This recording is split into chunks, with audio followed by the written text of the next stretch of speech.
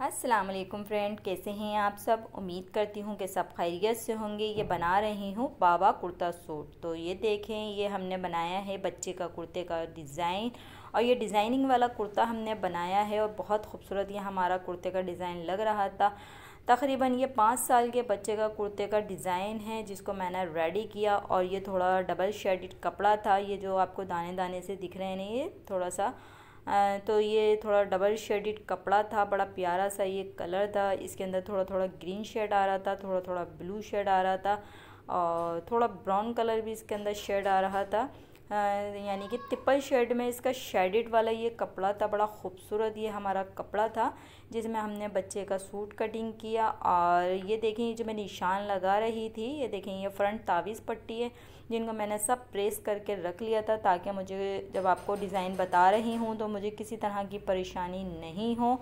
तो ये सारा मैंने चिपका के रख लिया था। ये पॉकेट है इसकी और सामने की फ्रंट थी और जो इसकी आस्तीनें थी वो, तो ये सारा मैंने चिपका के रख लिया था। कुर्ता आस्तीन इसकी बनाई थी। और बच्चों पे अगर पॉकेट लगा दें तो बच्चे भी खुश हो जाते हैं और सूट में भी अच्छा लगता है, सूट में भी खूबसूरती आ जाती है। अगर इस तरह की पॉकेट हम लगा दें तो बच्चे, पता ही है आपको, क्या पॉकेट्स वाले सूटों से कितना खुश होते हैं।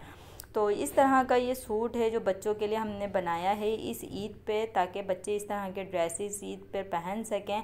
और बच्चे भी यानी कि बाज़ार से बेहतर होता है कि हम घर में बच्चों के लिए इस तरह के ड्रेसेस तैयार कर लें। जो मेरी बहनें घर में सीना जानती हैं और जिन्हें थोड़ा भी आइडिया है कुर्तों के बारे में, तो वो सादा ही सीती होंगी। तो अब सिएं वो डिज़ाइन वाला, वो भी मेरी तरीके से, जैसे मैं डिज़ाइन बना रही हूँ। अब आप लोग भी इस तरह से ही डिज़ाइन अपने बच्चों के सूटों के ऊपर बना सकते हैं।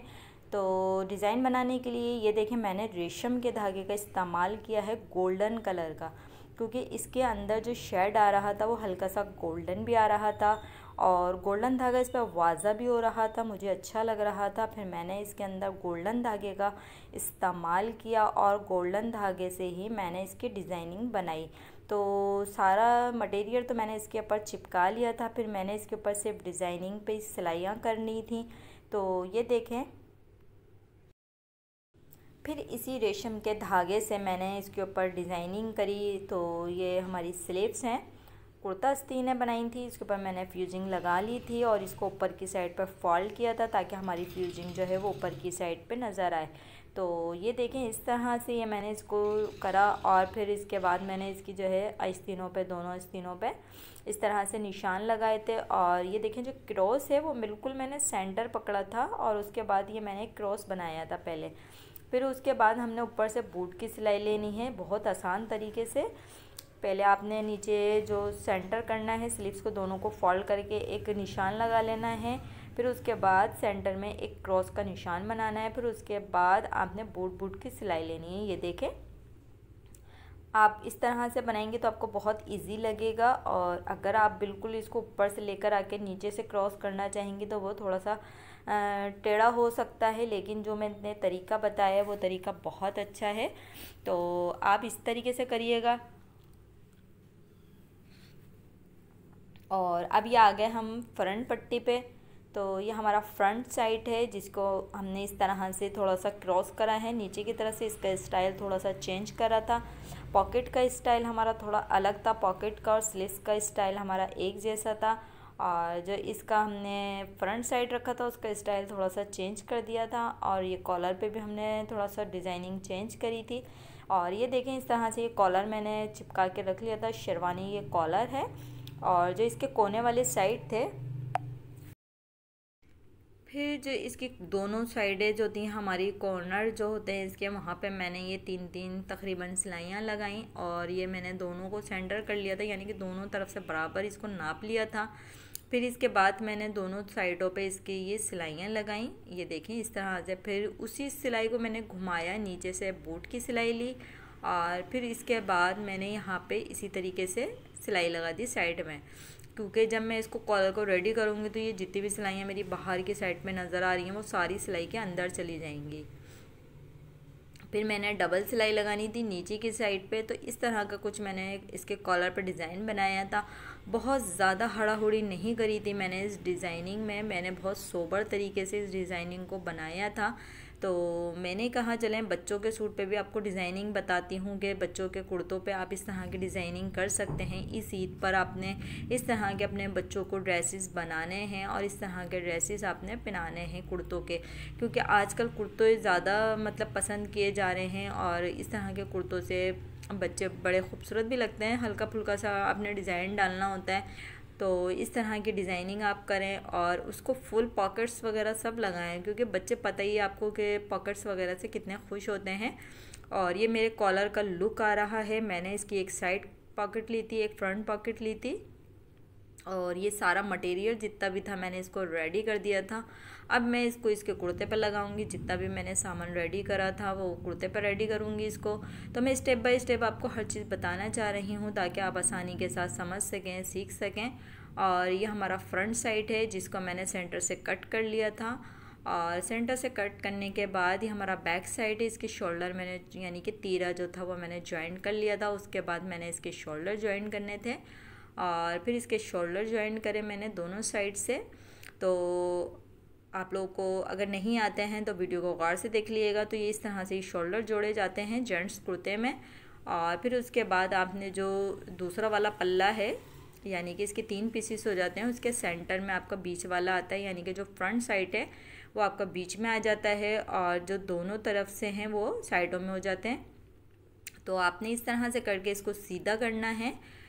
तीरा लगाने का तरीका ये है। और फिर उसके बाद क्या करना है, फिर मैं तीरा वगैरह लगा लेती हूँ और फिर उसके बाद मैं ये फ्रंट की पट्टियाँ लगाती हूँ। ये देखें, ये मेरा तरीका कुछ इस तरह से है, मैं इस तरह से लगाती हूँ।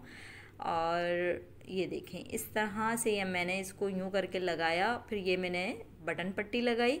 अब मैं कांच पट्टी लगाऊंगी जिसके ऊपर मैंने डिज़ाइनिंग की है। जो पट्टी ऊपर आती है उस पट्टी को हमने इस तरह से रखा है। तो इस तरह से ये वीडियो मैंने आप लोगों के लिए रेडी करी है बच्चों के लिए, जो बहुत स्पेशल होने वाला है। और ये डिज़ाइनिंग भी आपको बहुत ज़्यादा पसंद आने वाली है जिस तरह की डिज़ाइनिंग मैंने बताई है। और आप इजी तरीके से अपने घर में इसको बना भी सकते हैं। और एक बात और, जो मैंने इसके अंदर रेशम का धागा इस्तेमाल किया है। अगर आपके पास रेशम का धागा ना हो और तो आप क्या करेंगे, आपने जो नॉर्मल रील होती है जिसे हम कपड़ों को सिलाई करते हैं, आपने कोई भी उस तरह का कंट्रास्ट बनाना है और उस रील को इस्तेमाल करना है। तो आप उस धागे का भी इस्तेमाल कर सकते हैं अगर आपके पास रेशम का धागा नहीं है तो। और अगर आप ले सकते हैं तो ये मार्केट में आसानी के साथ मिल जाता है, क्योंकि आजकल इसकी डिज़ाइनिंग बहुत ज़्यादा की जा रही है, तो ये मार्केट में आसानी से मिल जाता है। ये देखें।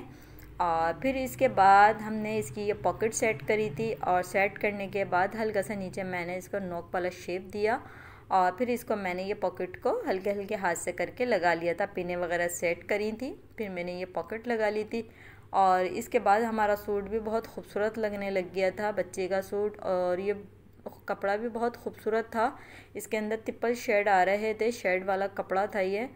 तो आपको लग रहा होगा कि ये दाने दाने से यानी कि इस तरह का ये दिख रहा है कपड़ा, तो इसमें इसके असल कलर जो थे, जो रियल थे, वो नज़र नहीं आ पा रहे हैं जितना इसके अंदर शेड आ रहा था। और ये बहुत खूबसूरत हमारा कपड़ा लग रहा था। फिर क्या करना था, मैंने इसके ऊपर फिर शेरवानी को फिक्स करा। और ये शेरवानी को लगाने का तरीका कुछ इस तरह से है। आपने कुर्ते का जो है बैक साइड से इसको लगाना स्टार्ट करना है। जब आप इसको फोल्ड करेंगे तो ये सीधी साइड पे आ जाएगा। शेरवानी को लगाने का तरीका ये है।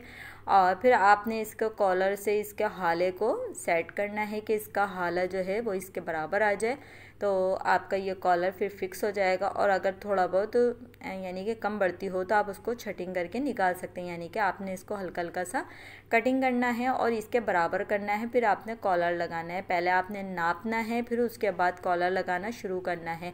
ये नहीं कि आपने कॉलर लगाना स्टार्ट कर दिया और आपने इसकी गोलाई को नापा ही नहीं, फिर आपको खोलना पड़ जाएगा अगर ये कॉलर इसके अंदर फिक्स नहीं आया तो आपने इसको नापना है। और अगर कहीं ऊंच नीच हो तो आपने थोड़ा थोड़ा सा कटिंग करके इसको बड़ा कर लेना है।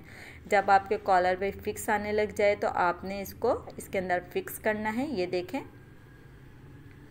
और फिर इसके बाद आपने इसकी लगानी है सिलाइयाँ। तो मैंने इसकी ऊपर से बूट की सिलाई ले ली थी और इसको इस तरह से मैंने ये सी लिया था। कुर्ता मेरा तकरीबन रेडी हो गया है और मैं अब इसका फ़ाइनल लुक भी आपको दिखाती हूँ कि किस तरह से तैयार होने के बाद दिख रहा था।